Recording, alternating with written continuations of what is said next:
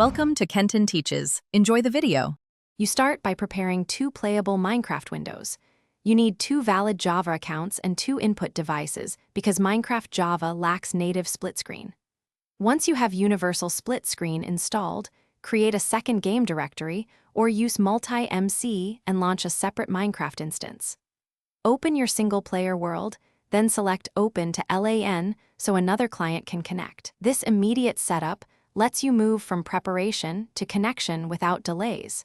Make sure both instances run the same. Once both Minecraft windows are running, open Universal Split Screen and add players. You will assign each physical device to a player and tell the program which game window to capture. Choose Window Capture for simpler setups. Calibrate controls so movement and camera map correctly. This prevents duplicated inputs.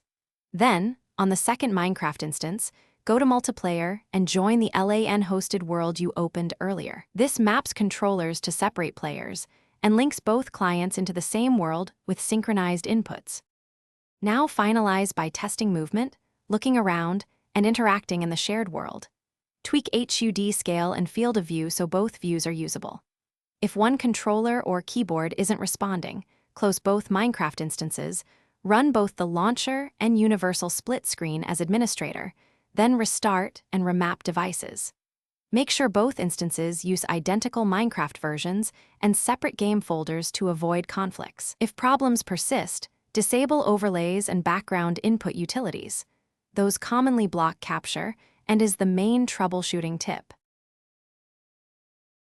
Thanks for watching. Please subscribe if this video was helpful.